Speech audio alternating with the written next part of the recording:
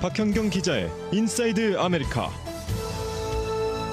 네, 새로 바뀌는 이 시민권 시험이 한층 어려워질 것이다라는 소식에 시민권을 신청할 계획인 한인들 사이에서는 우려가 나오고 있다고 합니다.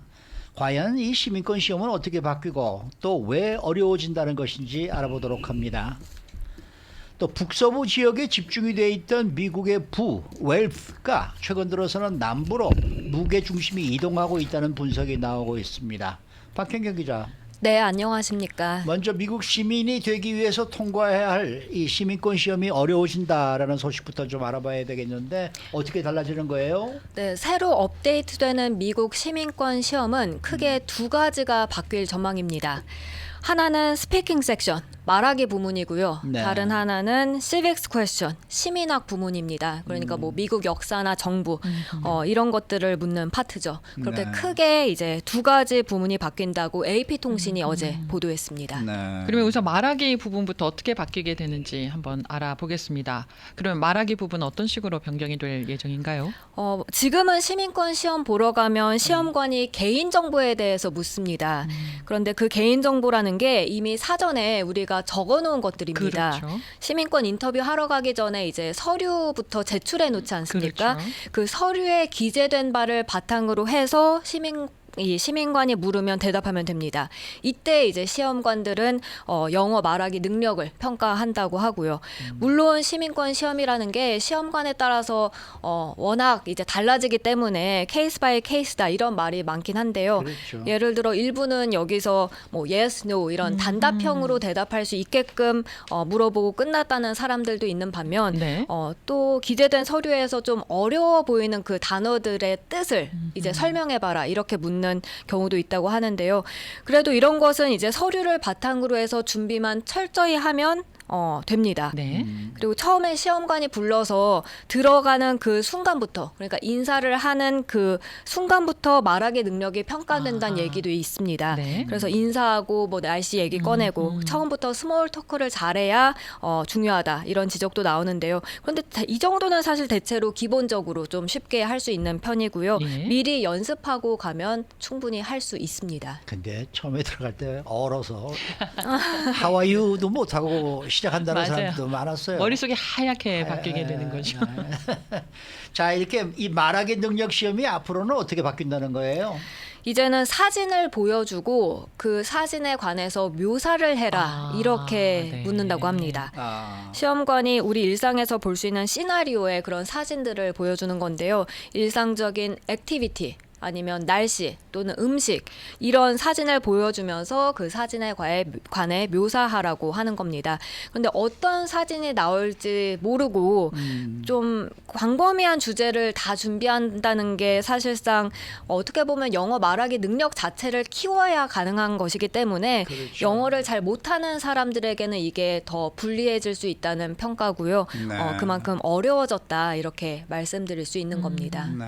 자, 말하기 외에도 시빅스와 관련한 질문 방식도 이제 달라질 것이라고 했는데 그러면은 어떻게 변경이 되는지 우선은 지금 현재는 어떻게 진행이 되고 있는지 먼저 알려주세요. 네, 지금은 미국 역사와 정부에 관한 내용에 대해서 시험관이 물으면 대답하는 방식입니다. 그렇죠. 예를 들어서 미국 시민권 시험에 이런 문제가 있습니다. 미국이 1900년대에 치른 전쟁 하나를 얘기해라. 이런 질문을 시험관이 이제 던지면요. 미국이 1900년대 치른 전쟁 여러 개가 있죠. 네. 뭐 1차 세계대전, 2차 세계대전, 한국전쟁, 또 베트남 전쟁, 그리고 걸프전 이렇게 5개 전쟁들 중에 자신이 알고 있는 것 하나만 제대로 답하면 됩니다. 네. 그러니까 뭐 한국전쟁 이러면 이제 패스하는 것이죠. 예. 그리고 잘 아시다시피 이 시빅 질문들은 이제 100개 맞아요. 문항들 중에 출제가 되죠. 네. 뭐 그 중에 어떤 시험 문제가 나올진 모르지만 그래도 그 100개만 잘 공부해 가면 쉽게 대답할 수 있습니다. 예. 이 10개 질문이 나오고 그 중에 6개를 제대로 정답을 말하면 통과되는 겁니다. 저는 캘리포니아 주지사 이름이 뭐냐 물어봤던 그 질문이 생각이 나네요. 그때 시민권 시험 볼 때. 이렇게 질문이 새로 바뀌는 시험에서는 어떻게 변경이 되는 거예요, 그러면은? 질문 자체는 똑같이 1900년대 미국이 치른 전쟁을 말하는 건 똑같은데요. 이제 시험관이 물어보는 게 아니라 적혀 있는 질문을 직접 읽어야 하고요.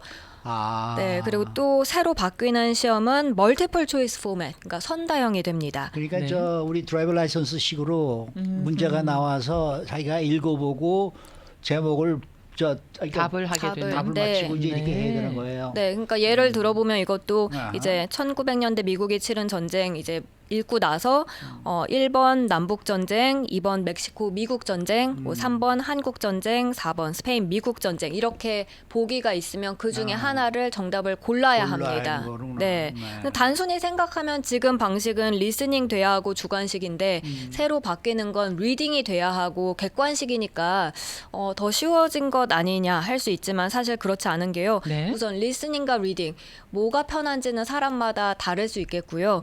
그리고 지금은 답 하나만 외워가면 그렇죠. 됩니다. 네. 그냥 뭐 한국 전쟁 이것만 외워가서 대답을 할 수 있는 건데 이렇게 보기들이 여러 개 나오면 모든 정답을 다 알아야 하는 셈입니다. 그러니까 한국 전쟁만 외워갔는데 보기에 뭐 걸프전이 나온다 이러면 틀릴 수 있는 거니까요. 그래서 앞서 제시한 오답들 1800년대 치른 전쟁 3개인데 헷갈리기 쉽고 결국은 좀 더 넓은 깊은 지식을 필요로 한다는 점에서 어려울 수 있다는 지적이 나오고 있습니다. 그렇겠네. 그러니까 미국의 건국에 대해서 지금 멕시코와 치른 전쟁도 공부를 좀 해야 되고 그러네요. 스페인과 치른 전쟁도 네. 공부를 해야 되고 다 해야 된다는 다. 얘기 아닙니까 이게? 네. 와 쉽지 않네. 네. 그러면은 이렇게 새롭게 바뀌는 시민권 시험은 언제부터 시작이 되나요? 정확한 날짜가 아직 나온 건 아닙니다만 예. 2024년 내년 말부터 바뀔 걸로 알려지고 있습니다. AP통신 보도에 따르면 올해 약 5개월 동안 전국 단위의 시범 평가를 거치고요. 그런 다음 내년 말부터 도입될 걸로 보입니다. 앞서 연방이민국은 작년 12월에 보도자료 내고 이 같은 변경 계획을 밝혔었습니다. 미국 시민권 시험이 마지막으로 바뀌었던 게 지난 2008년이었으니까 15년 만에 개정되는데 영어가 서툰 경우엔 시민권 받는 게 좀 더 쉽지 않아질 것으로 보여집니다. 지금부터 부랴부랴 시민권 신청을 한다 하더라도 보통 그게 시민권 그 시험 볼 때까지 기간이 꽤 많이 걸리잖아요. 네, 수개월 걸리죠. 네네. 1년을 넘을 수도 있고 아이고 걱정이 좀 많으시겠습니다. 그래도 여기 지금 스튜디오에 앉아 있는 저희 셋은 이미 받아놨으니 다행이죠. 매도 먼저 맞아야 돼요. 네. 네. 다음 소식입니다. 미국에서 부의 무게 중심이 이동하고 있다고요? 네, 악시오스가 어제 블룸버그 통신 보도를 인용해 전한 내용입니다. 미 북서부 지역에 집중돼 있던 부가 최근 들어 남부 쪽으로 무게 중심을 이동하고 있다는 분석입니다. 구체적으로는 플로리다와 텍사스, 조지아, 노스캐롤라이나, 사우스캐롤라이나 그리고 또 테네시까지 그렇게 6개 주로 1,000억 달러에 이르는 부의 이전이 일어났고요. 미 경제의 무게추 역시 또한 이동하고 있다는 설명입니다. 네. 이를 뒷받침할 만한 증거는 뭔가요? 국세청 IRS 자료를 분석한 결과 그렇게 나타났습니다. 네. 미 남동부 지역은 2020년과 2021년에만 1,000억 달러에 이르는 새로운 수입이 생겨났는데요. 근데 같은 기간 미 북동부 지역은 600억 달러가 오히려 감소한 걸로 나타났습니다. 그렇군요. 상당히 대조적인 모습입니다. 이런 변화는 어디에서 시작이 된 거예요?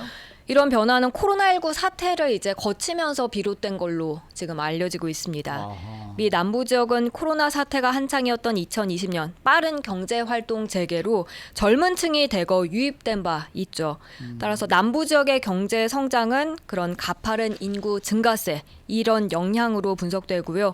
악시오스에 따르면 미 인구조사국은 지난 5월 미국에서 가장 인구가 빠르게 증가하는 상위 15개 도시 가운데 9개가 이 남부에 속해 있다며 이렇게 전했습니다. 그리고 이 9개 도시들 중 6개는 텍사스주에 있고요. 악시오스는 수년 동안 미국 인구가 남쪽이나 남서쪽으로 가는 추세를 보이고 있고 여기에 돈과 경제 활동도 함께 뒤따르고 있다고 전했습니다. 그러면서 과거로 되돌아갈 조짐은 전혀 보이지 않고 있다고 덧붙였습니다. 저희가 오늘 아침에 전해드린 뉴스에서도 이 텍사스로 옮기는 캘리포니아 맞아요. 주민이 하루에 300명씩이나 맞습니다. 옮겼다라는 그 얘기 이제 보도를 해드렸는데 그만큼 뭐 다른 주에서도 많이들 지금 가는 모양이네요. 그런가 봅니다. 네, 네. 네. 수고 많으셨습니다. 고맙습니다. 박현경 기자였습니다.